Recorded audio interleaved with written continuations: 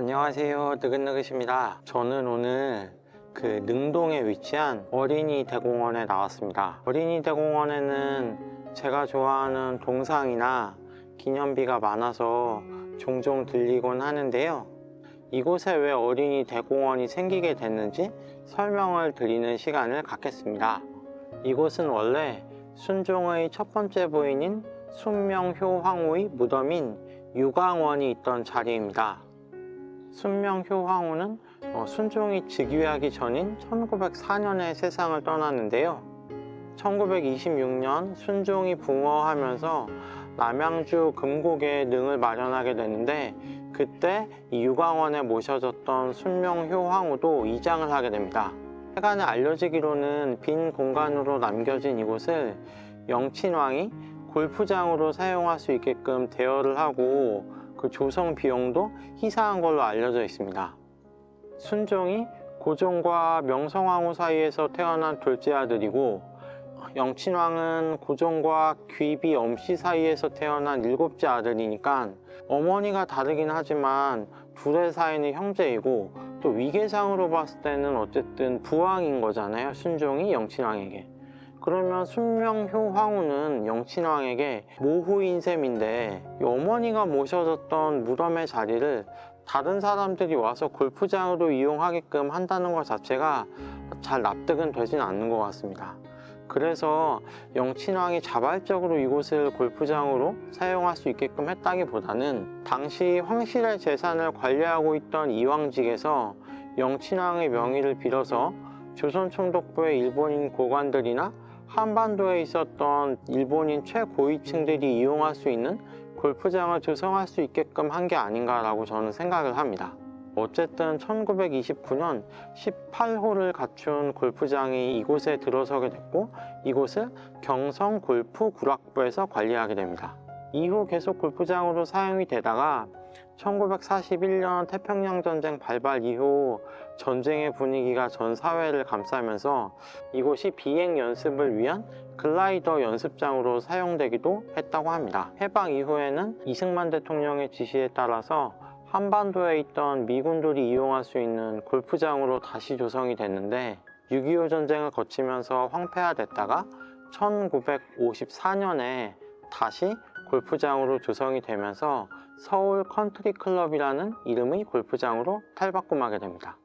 서울 컨트리 클럽은 당시 한국의 정계나 관계, 재계의 최고위층이 이용하는 사교의 장으로서 활용이 됐는데요.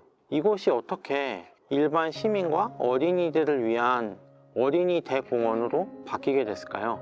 당시 이런 걸 지시할 수 있는 사람은 딱 한 명밖에 없었죠.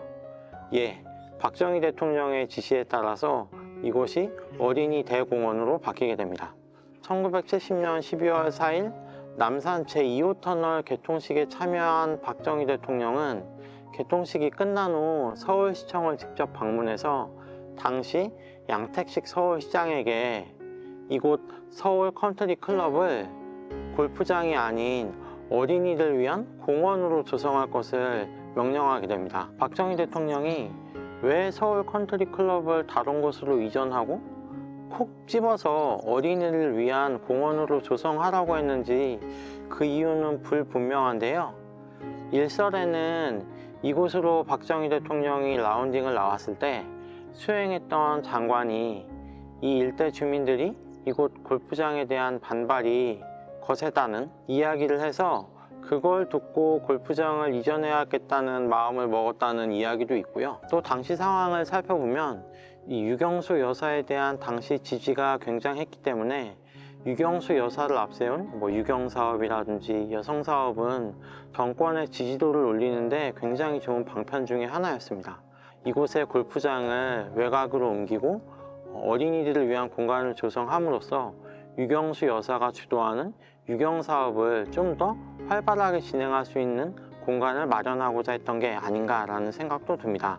그리고 마지막으로 1971년 4월 박정희 대통령의 3선이 걸린 대선이 예정돼 있었기 때문에 이 중요한 대선을 앞두고 국민 일반의 지지를 얻어낼 수 있는 공공사업을 벌였던 게 아닌가 하는 추측도 가능합니다. 당시 서울시에서는 대선을 일주일 앞둔 1971년 4월 20일 이곳 골프장 서울 컨트리클럽을 시 외곽으로 이전하고 이곳에 어린이들을 위한 대공원을 짓겠다는 계획을 발표하게 됩니다. 당시 서울시의 입장이 조금 난처했던 게 뭐냐면 대선을 앞두고 이 사업을 빨리 발표를 해야 되긴 하는데 이 사업의 선결 과제인 부지 확보에 대해서 서울 컨트리클럽 측과 어떠한 논의도 이루어지지 않은 상황이었습니다.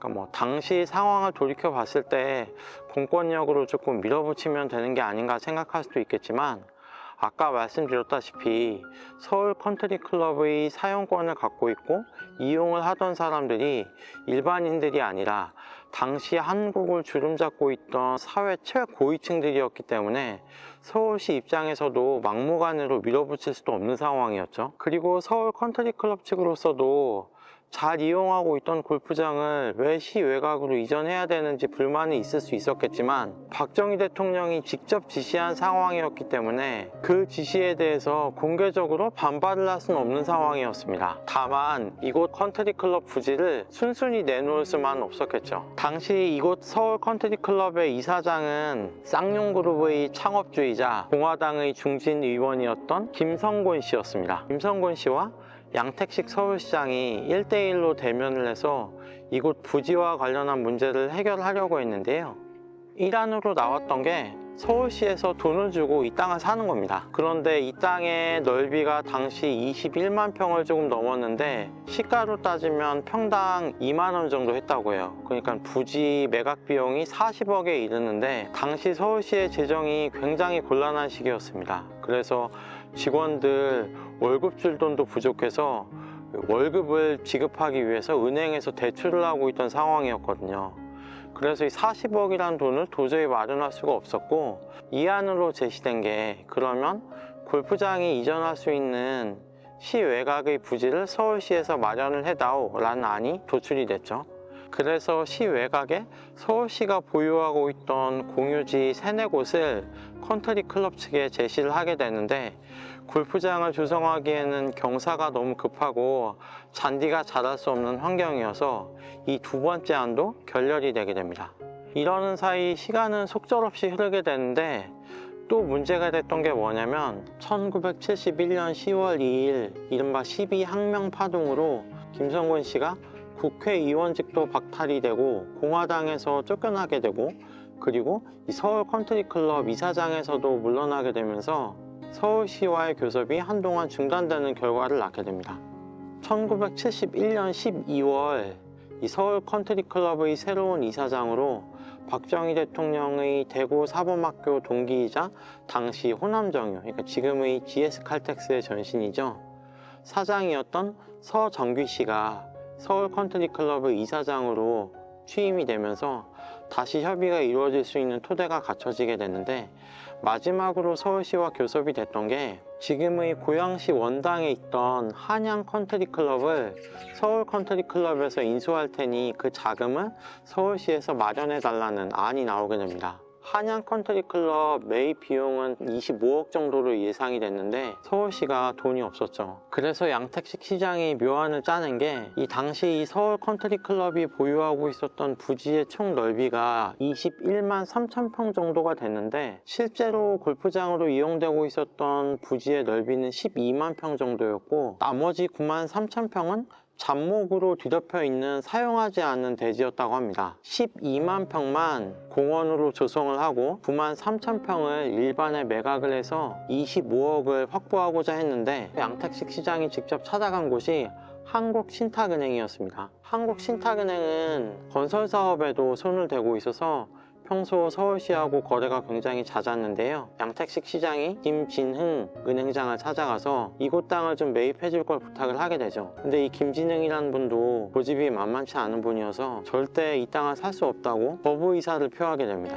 그런데 이 박정희 대통령의 지시에 목줄이 타던 사람이 양택식 시장뿐만 아니라 한 명이 더 있었는데요. 그게 바로 당시 대통령 경호실장을 맡고 있었던 박종규 씨였습니다. 이 박종규 경호실장은 박정희 대통령이 양택식 시장에게 이곳을 어린이대공원으로 조성하라고 지시할 때 그 옆에 있었던 사람이고, 또 상황이 애매했던 게 서울 컨트리클럽의 부이사장이기도 했습니다. 그러니까 이 양쪽의 상황을 다 알고 있는 상황에서 박정희 대통령이 경호실장에게 그건 어떻게 됐어? 라고 물어봤을 때 그 책임으로부터 자유로울 수가 없는 상황이었죠. 그래서 양택식 서울시장이 신탁은행 김진흥 행장과의 교섭이 잘 이루어지지 않고 있다고 보고를 하자 박종규 경호실장이 김진흥 원장을 직접 만나게 됩니다. 근데 이 박종규 실장이 보통 사람이 아니거든요. 별명이 피스톨박입니다. 항상 스웨덴이나 노르웨이제 권총을 품에 차고 다니고 수틀리면 지휘 고하를 막론하고 권총을 꺼내기가 일쑤였고, 무술에도 굉장히 능해서 상대를 피떡으로 만드는 사례도 심심치 않게 일어났다고 할 정도로 무소불위의 권력을 갖고 있던 사람이었는데, 또 면담이 끝나고 나서 김진흥 원장의 태도가 180도 바뀌어서